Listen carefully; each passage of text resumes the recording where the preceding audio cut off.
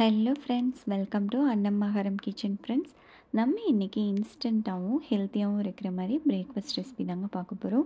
இது weight loss பண்ணணும்னு நினைக்கிறவங்களுக்கு கண்டிப்பாக இந்த ரெசிபி வந்து யூஸ்ஃபுல்லாக இருக்கும். கண்டிப்பாக வீடியோ ஸ்கிப் பண்ணாமல் பாருங்கள்.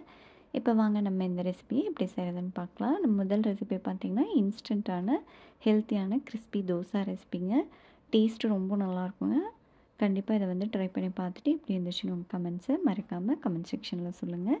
இப்போ வாங்க இதை எப்படி செய்கிறதுன்னு பார்க்கலாம். மிக்சிங் பவுல் எடுத்துக்கோங்க. அதில் 1 கப் அளவுக்கு வெள்ளைச்சோள மாவு சேர்த்துக்கோங்க.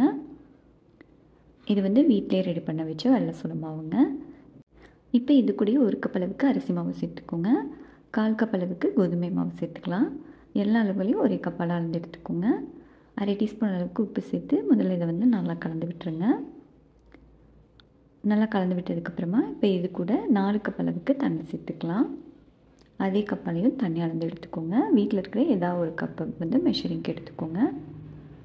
இப்போ தண்ணி சேர்த்துட்டு இதை வந்து கட்டிகள் இல்லாமல் நல்லா கலந்து எடுத்துக்கலாம். இப்போ பாருங்கள், நல்லா கலந்து எடுத்தாச்சு. உங்களுக்கு இந்த பதத்துக்கு இருந்துச்சுன்னா கரெக்டாக இருக்கும். நம்ம எடுத்த அளவுகளுக்கு 4 கப் அளவுக்கு தண்ணி சேர்த்திங்கன்னா கரெக்டாக இருக்கும்.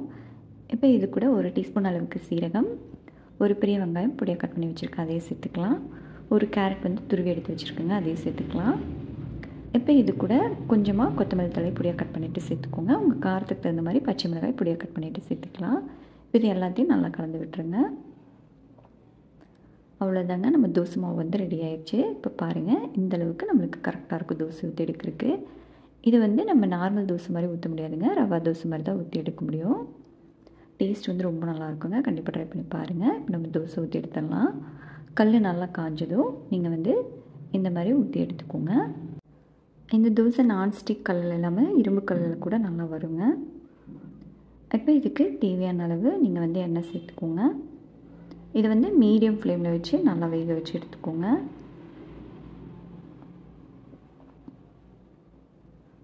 இப்போ பாருங்கள், நல்லா வந்து செவந்து வந்துருச்சு. இதை திருப்பி போட வேண்டியது இல்லைங்க, அப்படியே நம்ம எடுத்துக்கலாம். உங்களுக்கு பார்க்கும்போதே தெரியும் நல்லா கிறிஸ்பியாக இருக்குது பாருங்கள். இதே மாதிரி நம்ம எல்லா தோசையும் சுட்டு எடுத்துக்கலாம். கண்டிப்பாக ட்ரை பண்ணி பாருங்கள். செஞ்சு பார்த்துட்டு இப்படி இருந்துச்சு உங்கள் கமெண்ட்ஸை மறக்காமல் கமெண்ட் செக்ஷனில் சொல்லுங்கள். இப்போ நம்ம அடுத்ததாக இன்ஸ்டண்ட்டான 2வது பிரேக்ஃபாஸ்ட் ரெசிபி எப்படி செய்கிறதுன்னு பார்க்கலாங்க. நம்ம வந்து கோதுமை ரவை இல்லை ராகி மாவு ரெண்டுமே வீட்டில் செய்யும்போது யாருக்குமே பிடிக்காதுங்க. இது ரெண்டுமே கலந்து இந்த ரெசிபி ட்ரை பண்ணி பாருங்கள். கண்டிப்பாக வீட்டில் இருக்கிற எல்லோரும் விரும்பி சாப்பிடுவாங்க. இப்போ வாங்க இந்த ஹெல்த்தியான ரெசிபியும் எப்படி செய்கிறதுன்னு பார்க்கலாம். அதுக்கு முன்னாடி நண்பர்கள் எல்லாருக்கிட்டையும் ஒரு அன்பான வேண்டுகோள். நம்ம சேனலை ஃபஸ்ட் டைம் பார்க்குற நண்பர்களாக இருந்தால் மறக்காமல் சப்ஸ்கிரைப் பண்ணிவிட்டு பாருங்கள். இப்போ இதுக்கு ஒரு கடாய் வச்சுக்கோங்க. அதில் 1 டீஸ்பூன் அளவுக்கு நெய் சேர்த்துக்கலாம். இது கூடவே ஒரு 10 முந்திரி பருப்பு சேர்த்து நல்லா வறுத்துக்கோங்க. உங்களுக்கு அதிகமாக வேணும்னாலும் சேர்த்துக்கலாம். இப்போ இது நல்லா வறுபட்டதும் இதிலேயே 1 கப் அளவுக்கு கோதுமை ரவை சேர்த்துக்கலாங்க. இதை வந்து லோ ஃப்ளேமில் வச்சுட்டு நல்லா ஒரு 2லேருந்து 3 நிமிஷம் நல்லா வறுத்து எடுத்துக்கோங்க. நம்ம வறுத்துட்டு செய்யும்போது டேஸ்ட் வந்து ரொம்ப நல்லாயிருக்கும். இப்போ இது கூடவே 3/4 கப் அளவுக்கு ராகி மாவு சேர்த்துக்கலாங்க. இதையும் நல்லா வாசனை வர அளவுக்கு வறுத்துக்கோங்க. அப்போ தான் நம்மளுக்கு கட்டிப்படாமல் வரும். இப்போ இதை நல்லா வறுத்தாச்சுங்க. இதை நம்ம எடுத்து வச்சிடலாம். இது இருக்கட்டும். இப்போ ஒரு கடாய் வச்சு 3 டீஸ்பூன் அளவுக்கு எண்ணெய் சேர்த்துக்கலாம். நீங்கள் நெய்யில் வேணாலும் செய்யலாங்க. இப்போ இது கூடவே 1/2 டீஸ்பூன் அளவுக்கு கடுகு, 2 கிராம்பு, சின்னதாக 2 துண்டு பட்டை சேர்த்துக்கோங்க. 1 டீஸ்பூன் அளவுக்கு கடலைப்பருப்பு, 1 டீஸ்பூன் அளவுக்கு உளுந்தம் பருப்பு சேர்த்து இதை நல்லா வறுத்து விட்டுறலாம். இப்போ இது நல்லா வறுபட்டதும் இது கூடவே 2 பெரிய வெங்காயம் கட் பண்ணி வச்சுருக்கேங்க, அதையும் சேர்த்துக்கலாம். உங்கள் காரத்துக்கு தகுந்த மாதிரி பச்சை மிளகாய் சேர்த்துக்கோங்க. ஒரு கொத்து கறிவேப்பிலை. இப்போ இதை சேர்த்து நம்ம நல்லா வதக்கி விட்டுக்கலாங்க. நம்மளுக்கு வெங்காயம் வந்து நல்லா கண்ணாடி மாதிரி வர அளவுக்கு நல்லா வதக்கி விட்டால் போதும். இப்போ பாருங்கள், நல்லா வதங்கி வந்துருச்சு. இப்போ இது கூடவே 1/2 டீஸ்பூன் அளவுக்கு இஞ்சி பூண்டு விழுது சேர்த்து இதையும் நல்லா பச்சை வாசனை போகிற வரைக்கும் வதக்கி எடுத்துக்கோங்க.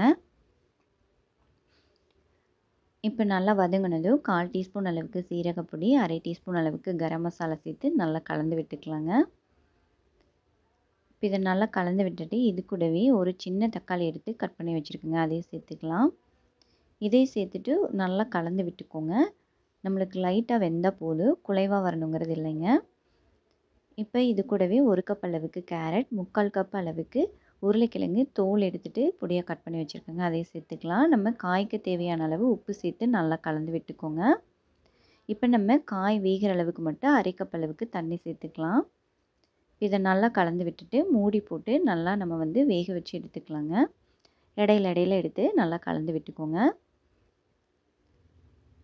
இப்போ வந்து காய் வந்து நல்லா வெந்து வந்துருச்சுங்க. உங்களுக்கு நல்லா பார்க்கும்போதே தெரியும். இந்த அளவுக்கு நம்மளுக்கு வந்து நல்லா வெந்து வந்துடணும். நீங்கள் வேகலைன்னா திரும்ப கூட கொஞ்சம் தண்ணி சேர்த்துட்டு நல்லா வேக வச்சு எடுத்துக்கோங்க. இப்போ நம்ம தேவையான அளவு தண்ணி சேர்த்துடலாம். நீங்கள் எந்த கப்பால் ரவை அளந்தீங்களோ அதே கப்பால் வந்து நீங்கள் தண்ணி சேர்த்துக்கோங்க. 5½ கப் அளவுக்கு தண்ணி சேர்த்துக்கோங்க. நம்மளுக்கு வந்து கரெக்டாக இருக்கும். உப்பு கொஞ்சம் சேர்த்துட்டு இதை வந்து நல்லா கலந்து விட்டுட்டு நல்லா கொதி வர வரைக்கும் விட்டுறலாங்க. இப்போ பாருங்கள், நம்மளுக்கு நல்லா கொதி வர ஆரம்பிச்சிருச்சு. இந்த சமயத்தில் நம்ம தீயை ஃபுல்லாக குறைச்சிட்டு நம்ம வறுத்து வச்சுருந்த ராகி மாவையும் ரவையும் கொஞ்சம் கொஞ்சமாக சேர்த்து நல்லா கலந்து விட்டுக்கலாம். ஒட்டுக்கா சேர்த்திங்கன்னா நம்மளுக்கு ராகி மாவு வந்து நல்லா கட்டிப்பட்டு வந்துடும். அதனால் கொஞ்சம் கொஞ்சமாக சேர்த்து நல்லா கலந்து விட்டுக்கோங்க. நம்ம நல்லா வறுத்துட்டோம்னா ராகி மாவு வந்து கட்டி வராதுங்க. இப்போ பாருங்கள், நம்மளுக்கு எந்த கட்டிகளும் இல்லை.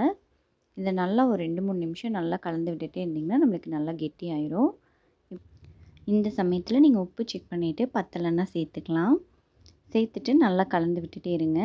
இப்போ பாருங்கள், நம்மளுக்கு நல்லா கெட்டியாகி வர ஆரம்பிச்சிருச்சு. ரவை வந்து நல்லா 3/4 பாகம் அளவுக்கு நம்மளுக்கு நல்லா வெந்து வந்துருச்சுங்க. இதை வந்து நம்ம இப்போ மூடி போட்டுடலாம். மூடி போட்டு லோ ஃப்ளேமில் வச்சு ஒரு 2 நிமிஷம் நல்லா வேக வச்சு எடுத்துக்கோங்க. நம்மளுக்கு வந்து ரவை வந்து நல்லா வெந்து வந்துடும். இப்போ நம்ம 2 நிமிஷம் கழித்து ஓப்பன் பண்ணி பார்க்கும்போது இன்னுமே நம்மளுக்கு வந்து பார்த்திங்கன்னா நல்லா கெட்டியாயிருச்சு. இப்போ இதை நல்லா கலந்து விட்டுறலாம்.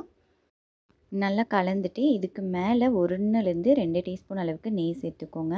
டேஸ்ட் வந்து ரொம்ப நல்லாயிருக்கும். பொடியாக கட் பண்ண கொத்தமல்லி தழை சேர்த்து நல்லா கலந்து விட்டுறலாங்க. இன்னும் கொஞ்சம் குலைவாக இருக்குது. நம்ம வந்து மூடி போட்டு க்ளோஸ் பண்ணி இன்னும் ஒரு 2 நிமிஷம் நம்ம அப்படியே விட்டுறலாங்க. இப்போ 2 நிமிஷம் கழித்து நம்ம திரும்ப ஓப்பன் பண்ணி பார்க்கலாம். இப்போ பாருங்கள், நம்மளுக்கு வந்து நல்லா கெட்டியாயிருச்சு. இது வந்து நம்மளுக்கு கரெக்டாக இருக்குங்க. நம்மளுக்கு வந்து இன்னும் கொஞ்சம் ஆறி வரும்போது நம்மளுக்கு வந்து இன்னும் வந்து கெட்டியாயிரும். நம்மளுக்கு ராகி மாவு வந்து நல்லா கெட்டிப்பட்டு வர தன்மை தாங்க. அதனால் வந்து நம்மளுக்கு கரெக்டாக இருக்கும்.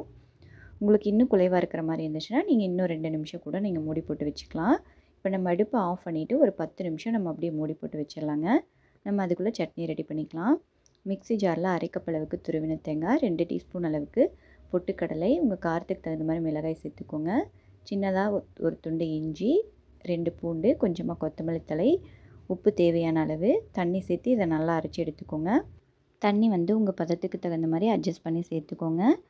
இப்போ நம்ம இதுக்கு சின்னதாக ஒரு தாளிப்பு சேர்த்துடலாம். தாளிப்பு கரண்டியில் எண்ணெய், கடுகு, கறிவேப்பிலை, மிளகாய் சேர்த்து தாளித்து நம்ம சட்னியில் சேர்த்துடலாங்க.